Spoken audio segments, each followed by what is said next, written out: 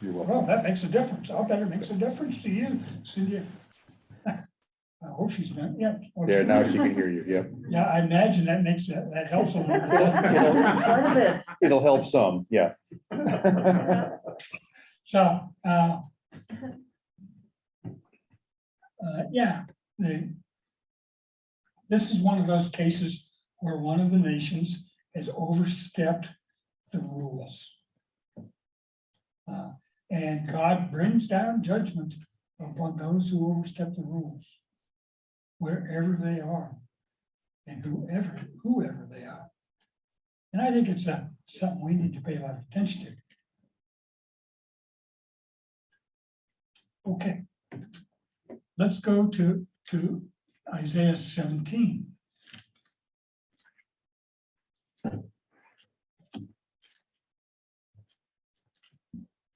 Okay.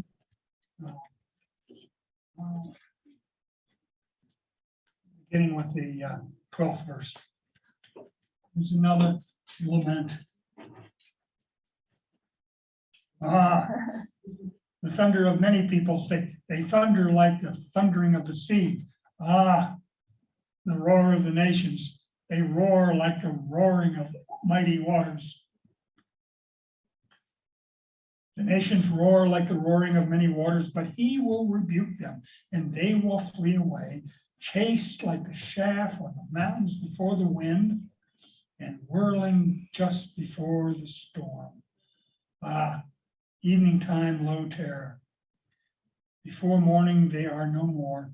This is the fate of those who despoil us, and the lot of those who plunder us. Let me check something here.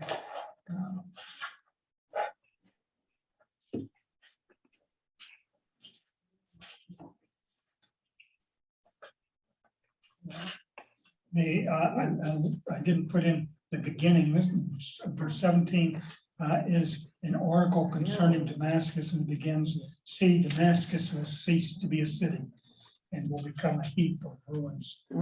Once again, this is an oracle against an enemy of Israel, and it ends up as a lament. Yes, Jeanette.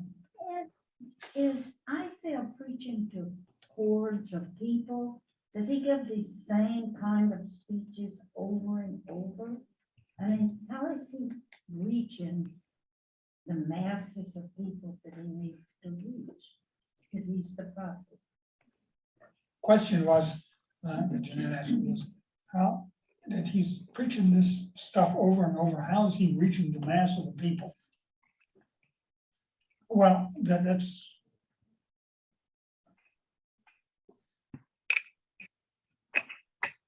first of all, I think it's in order to understand the world then, yeah, it's necessary to take into account that everybody was under authority. And so if you want to reach the people, you talk to the king.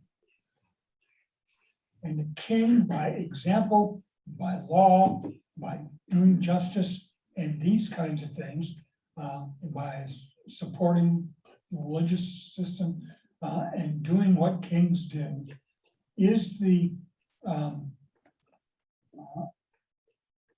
same as talking to the entire people, because everybody's obedient. Now, not everybody's obedient, that's obvious, but nonetheless, this is a time that continued right on through the Middle Ages, where everybody was considered themselves to be under some authority, and so when that authority spoke, you did what you were told. So when he's talking about Assyria or Damascus, Isaiah is here speaking about, quote, the authority structure which results in this. Now, that's we talk about consequences. The consequences of obedience in this case was could very often be bad, which I think is probably true for all time. When we follow some leader, some political leader, some military leader, wherever, business leader, church leader, when we devote ourselves to a leader rather than something greater than the leader, we run into a possibility that we're going to do some bad stuff. And the consequences in a case like that are significantly our own, even though we didn't give the order. See, if we just write it off and say, well, that was this person, or that was this officer, or that one, or this president, it's their fault. We can say that, and we frequently do. And we got a special word for it. We scapegoat. Was it different back then than it is maybe in our society today? Like if you didn't follow the direction of the authority figures, was that, were you personally at risk then? Whereas, today, if we do or don't, it's not like we're going to meet our demise or anything. Well, I think you need to be careful about what today means. I think if you're living in I guess Belarus, where you live yeah, matters, or correct? in China, or in the Soviet Union, or in Saudi Arabia, or lots of places that are purely autocratic. Valid point. Second, I think we don't fully understand how extraordinary this notion of personal freedom is that we have today. That is just unheard of in the annals of history, all the way up until perhaps the 19th century. When you look at the 19th century political developments, the Romantic movement, and the political autonomy, actually in the 18th and 17th centuries goes back to that you find where in the Declaration of Independence, as that is basically that power flows up from the governed, rather than down from the governor. That's a political theory that developed in the 16th and 17th centuries. And what we see today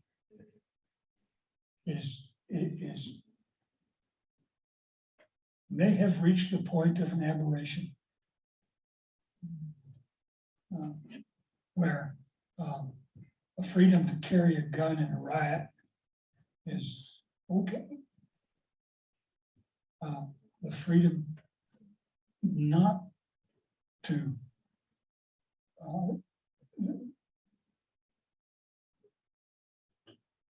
wear a mask or to get a vaccination, even though it may endanger somebody else.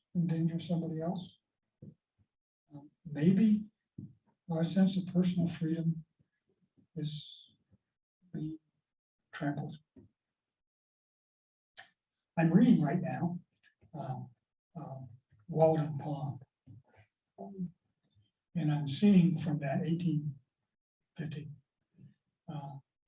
how deep the roots are of this notion of individual autonomy and freedom is in the American psyche.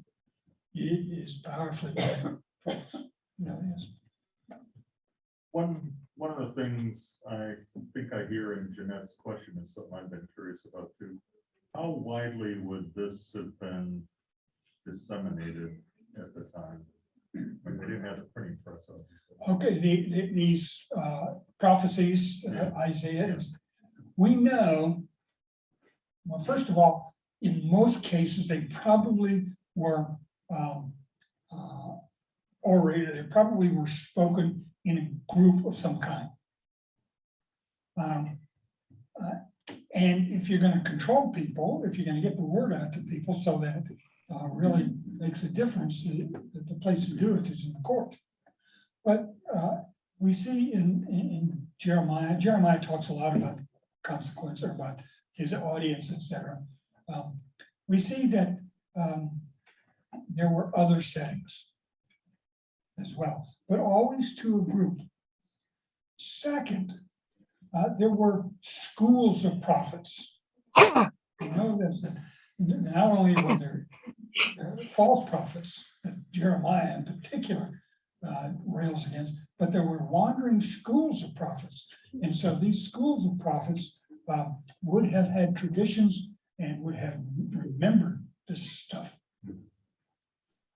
We saw one of the first episodes of prophecy we saw, you see in the Old Testament, besides Moses, is Saul, who had he went out and he was called to bring in to call the tribes together, and he had some kind of ecstatic experience, and they wondered if not Saul was part of the prophets as well. But people observed this and took their guidance from it. And finally, and this is really significant, I think, they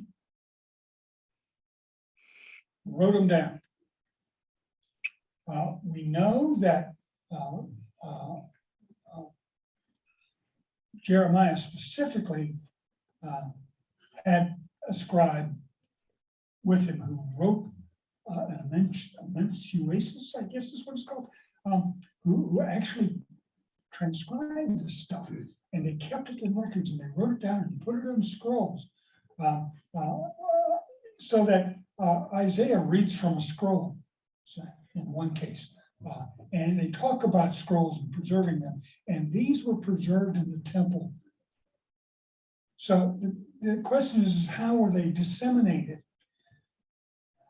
They became the property and the traditions probably centered in schools of prophets or in the temple.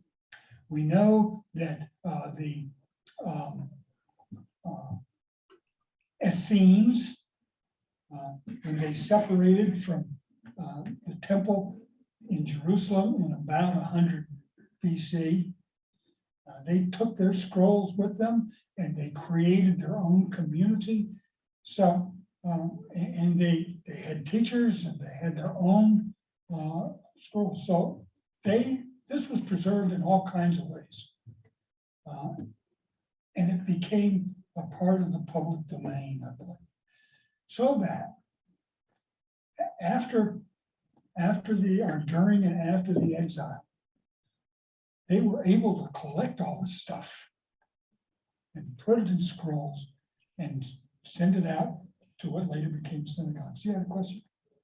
Oh, I'm sorry. No. Does that answer your question? This is really quite remarkable. We see the writings of the philosophers. We see annals of kings written on tablets and on walls and stuff like this. We see poetry and epic written down. And it's this notion of writing stuff down and keeping it that makes it, it spreads it. So the idea of there being multiple prophets, like that's a profession kind of. It's so, you said schools of prophets. It's so interesting to me that weren't they mostly looking to the future, right? That's what a prophet does, speaks to the future. If you do this, that's going to happen. And if we don't do this, that could happen. So it's sort of like, like weathermen. trying to predict the future. I mean, we don't have prophets anymore, I don't think, do we? What, how is it that they had all these prophets? What's going on that, Let me see if I can find it. like, The, in the the answer to the Middle question is basically that,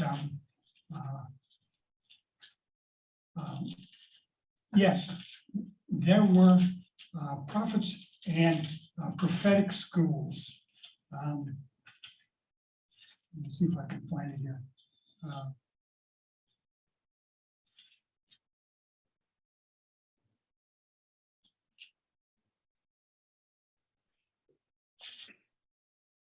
Amos, who's the earliest of the written prophets we had, said he was a prophet to the northern kingdom. And one of his, I'm trying to locate it right now, and I don't think I'm going to be able to find it. That's okay. He said, okay, I'm looking at Amos 7, verse 14. He's been sent to, he's in verse 10 and 7:10. He says, and Amaziah, the priest of Bethel, sent the king to Jeroboam of Israel, saying, Amos has conspired against you. Okay, this is in the northern kingdom. This is in the time of Jezebel. The priest in Bethel is complaining to the king that Amos is not your friend. And so, because Amos has said Jeroboam is going to die by the sword. This is during the time of Jeroboam, early on, excuse me. And then in verse 12, it says, Amos says, Amaziah said to Amos, see or go flee away to the land of Judah, earn your bread there, and prophesy there. But never again prophesy at Bethel, for it is the king's sanctuary and it is the temple of the kingdom. And then Amos responds, I am no prophet, nor a prophet's son, but I am a herdsman and a dresser of sycamore trees. And the Lord took me from following the flock, and the Lord said to me, go prophesy to my kingdom of Israel. Now, therefore, hear the word of the Lord. This is, Amos, what this is suggesting that there are prophets' sons, and that there are, I don't know, what does a prophet come in a herd? Well, they come in schools like fish, I suppose. It seems to have been probably not a profession, but a calling of some kind. And Amos wasn't your standard prophet. He was a herdsman of Tekoa, and God called him and said, go talk to the king. Tell him, hear the word of the Lord. So the answer to your question is, there were prophetic as a calling, as a distinct group. They probably milled around together. They probably maybe lived together. And people believed them. I mean, people then tried to do what they, or somebody maybe tried to do what they said to do. Well, yeah. Now, let's look at that for a second. Happens all the time, folks. Yeah. The Mormons. So we have Joseph.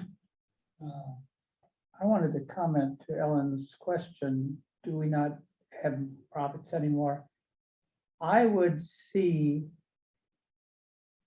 competent journalists who are speaking as much truth as we can muster in these days. I think those are providing prophetic voices. That's right. And I personally think that folks like Martin Luther King are prophets. Yeah. Yeah. There are all kinds of prophets around today, and we have the same problem today as they had back in the time of Jeremiah and Isaiah. Which one do we listen to? Yeah. And it's possible for prophets today and then to form groups, big groups, small groups, who are beholden to the interpretations of this prophet, who claims authority from God. Now, don't you know, isn't that what every preacher claims? So, this is where I believe it gets really scary, because what are we supposed to do? Yeah. We just don't use the word prophet.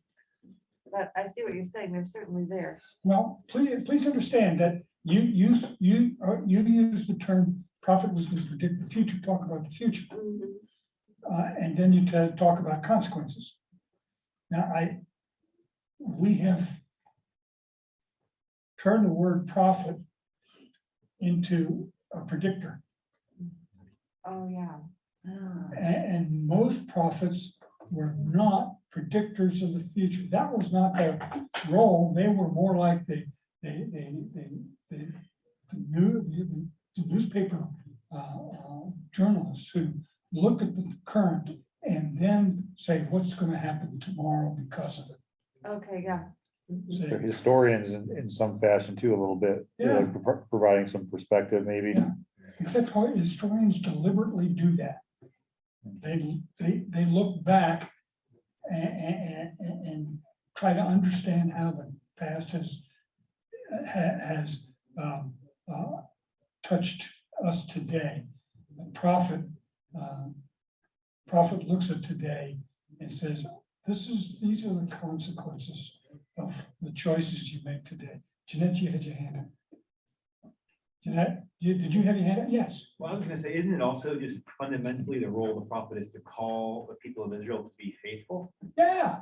I mean, it's not so much to predict, but to say, here's where you're going off the rails, and their role is to call them back to faithfulness.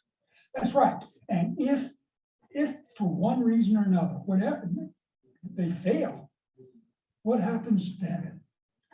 I had an old professor who once said that you don't have to believe that hell is a real place. Hell is what happens if you don't follow the word of the Lord. And that's what strikes me when I read Isaiah too. He's describing these hellish conditions that they're bringing onto themselves by their lack of faithfulness. And it's really significant because now and then prophets get it wrong. Okay, Even here, some of these guys, yes. yeah, there's a prophet, I will get to it later, I think, where I think it's Isaiah, maybe Jeremiah, predicts the downfall of Tyre. Except it didn't happen. Okay. Lots of things didn't happen.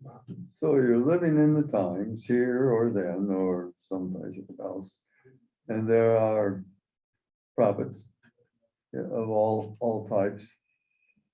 Except they're not all the same. They're different, which one's right? How do you discern that at the time? It's easier when you look back and you have the information of the future, which is now able to say, this one's right, that one's wrong. It depends on the subject, but which one's right? Which one was right back then for those people? Okay, let's say that we're not, I think the issue is not the future, but the consequences. See, that's a different statement. And if you ask the consequences, you have to have in mind, ingrained, a good sense of what's true and not true, what's right and what's wrong. So that if we're following something that's not true, what are the consequences of that? If we're following something that's wrong, what are the consequences of that? But the perception of that among different people, take this country right now, is pretty wide span of what's right and what's wrong. That's right. And part of the difficulty, what we learn from the prophets, is the whole society suffers.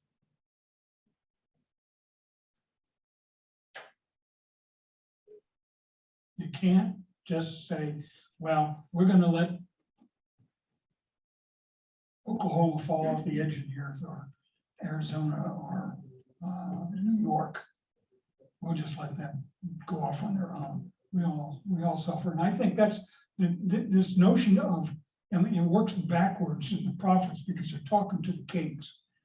We have a political system where we're talking to the people directly, but nonetheless, there are still consequences that are even more the result of our own decisions.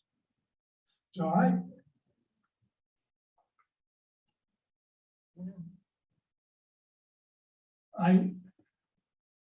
personally believe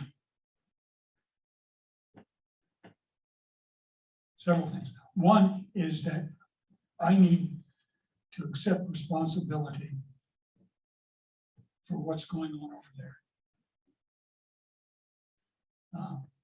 For good, for better, for worse. I mean, I take pride in what, if it's good, but if bad stuff is happening in whatever realm and for whatever reason and under whatever authority, it's my country and I have to accept responsibility for that. Now, I know this is not a popular thing to say, particularly when you're talking about the consequences of slavery, something like that. The standard response is, I don't know these slaves.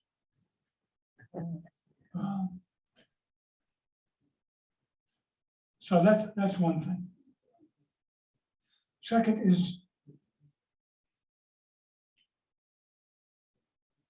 I believe I have to be totally dedicated to the truth, regardless of what that truth says about me. If in truth, I'm a jerk I am. If in truth I do something wrong, I've done something wrong. One of the things I try to do is really say when I'm interpreting here. I mean, the words are the words. And there's lots of variability in how you translate and all that stuff. But when it comes to interpretation, I try very hard to say this is what I believe. So that you can say, that's a crock. And challenge me, because if I'm wrong, I need to know, I want to know. So I need to accept the truth as it is. If the truth challenges my beliefs politically, scientifically, religiously, if that is true, that is, this is what's true. Yes, what's true. And are you going to recognize it from your perspective? That's right. Yeah. Yeah, that's the hard part, is recognizing it, because from our perspective, because we have this way of rationalizing everything so that it comes out, that we hear it as truth. And that if it comes in, if it's not truth, it's wrong. Don't you know? Say, if somebody's saying this over here and it's not true, my truth, it's wrong. And we can rationalize it.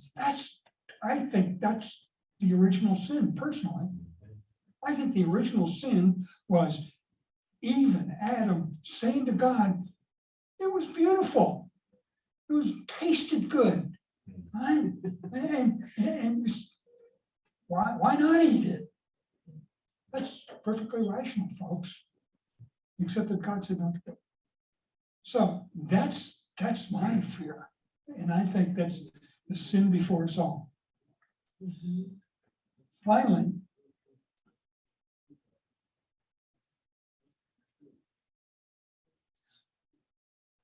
I think, well, not finally, this maybe, well, whatever.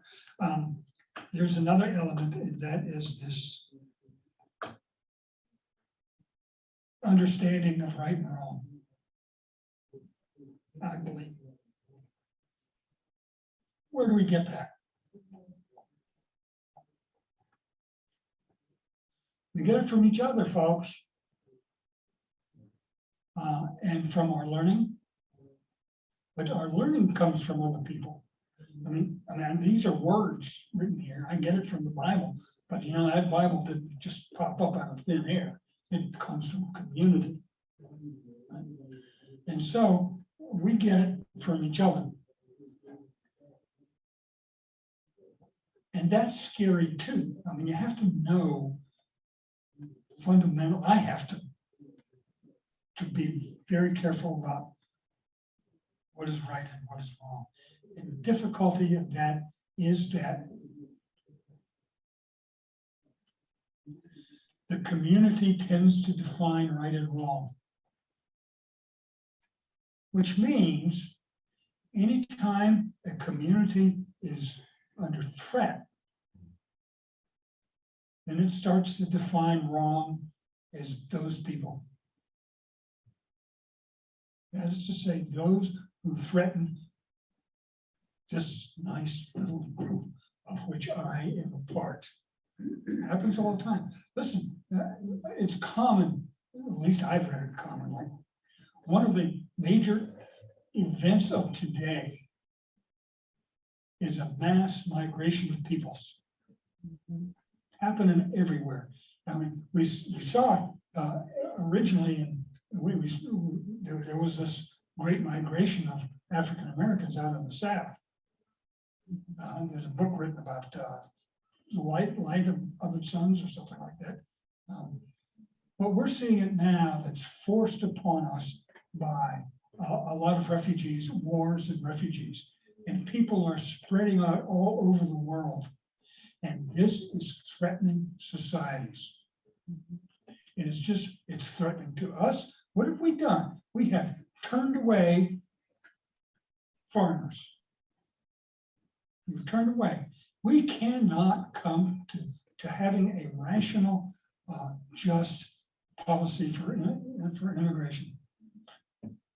Why? Because what's happening is, and I've heard it specifically stated, pretty soon this is not going to be a white nation anymore. Or not a white Christian nation. Or maybe there are too many Catholics here. Or Muslims. Or Hindus. And that our children are going to grow up in a society where the privilege is not theirs anymore because they're in the minority. You see the threat, and what that does is create enemies. And that's scary. It's scary to me that it's so easy to fall in that trap. Well, if we figure out our right and wrong from the community at large, and the communities are not talking well together, that's not necessarily a good situation either. And If absolutely. everyone's in their respective And that's little why, clubs. that's why it's necessary to have a standard like this. We look at the Bible and say, oh, isn't that nice? No, when you look at authority, where do we get our authority from? If you've got a written standard, you can always fight over it. You can debate it. You can, it's up there for everybody to talk about. And when these, and if you take it, all of it, as authoritative, rather than just your favorite passages. See, that's the danger of going to Isaiah and just picking out this passage or that one, or the Gospel of John, and say that's the gospel. Now, if you take the whole thing and then are willing to engage it, and so out of that begin to develop this understanding of what it is that God wants from us, because it's the moment we say, I believe that the moment we say that God says, then we should be able to fight that using these words so that the standards don't come entirely out of our community. The standards come from God. Because And there's a lot of secularization going on that we wouldn't be paying attention to that. well, Justice I is tell you, real in your. I teach this, I've been teaching this class for a long time, and my goal is basically to get us, to help us understand that there's something in here that we can find, but you have to do it with discernment and honesty and integrity, and a lot of humility, I think. So, but what that mean, for instance, let me.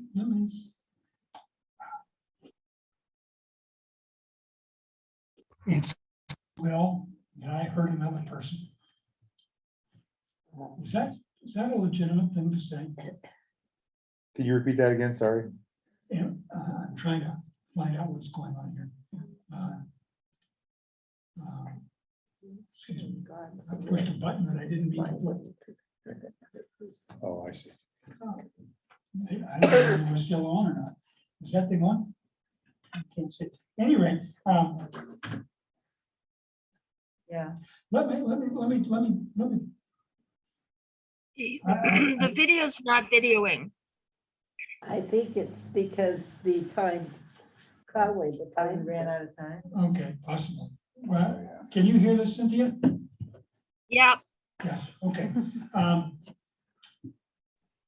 I counseled with one of my colleagues who wanted to go into the chaplaincy. And she was a very strong evangelical. She came to me, I have a lot of experience in the military. And she was really concerned with this, by the way, because of the virus. The war. And after the conclusion I arrived at from talking to her is that the problem is not so much the killing. That's a consequence of nations, war, whatever causes people to fight. The real consequence is the statement that it was the right thing to do, that God wanted me to kill this person. And we do it all the time. We change names of people, that they're gooks or they're whatever. We tend to make them non-human. We tend to baptize our wars. Honest to God, we baptize them. So that it's okay for our soldiers and sailors and airmen, men and women to go kill people. And what happens to them when they come home? The guilt is extraordinary. And they don't like to talk about it. What's a chaplain to do?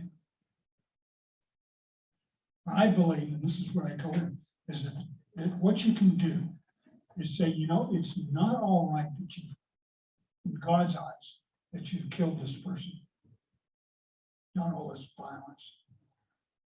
But grace is available. And so if in those times you can say, you can go to God, go to your chaplain and say, God, forgive me for all this stuff that I've done to other human beings. I continue to do that to this day. Yes, With as veterans. a chaplain. Yes, yes.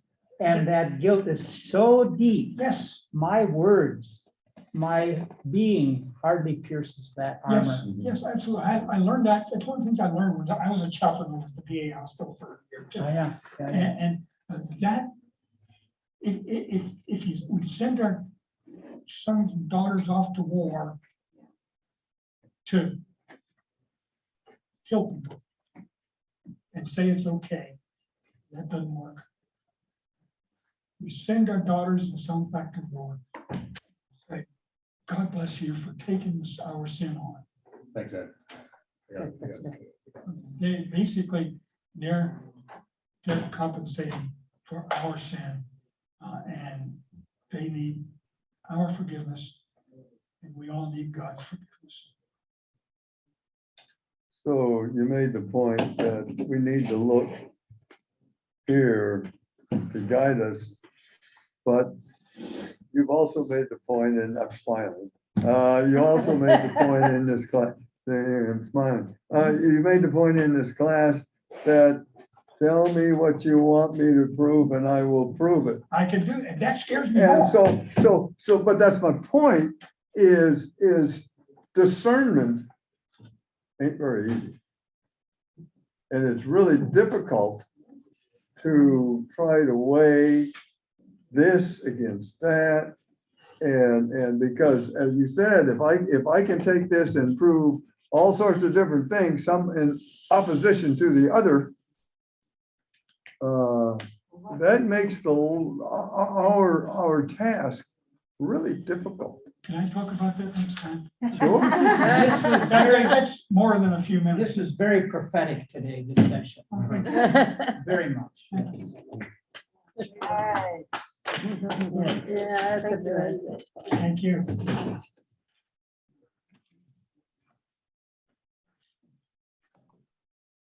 All right, you guys, don't eat too much. Thank you, Cynthia. Happy I'll see ya. Thanksgiving, You're everybody. welcome. Thank you. You too.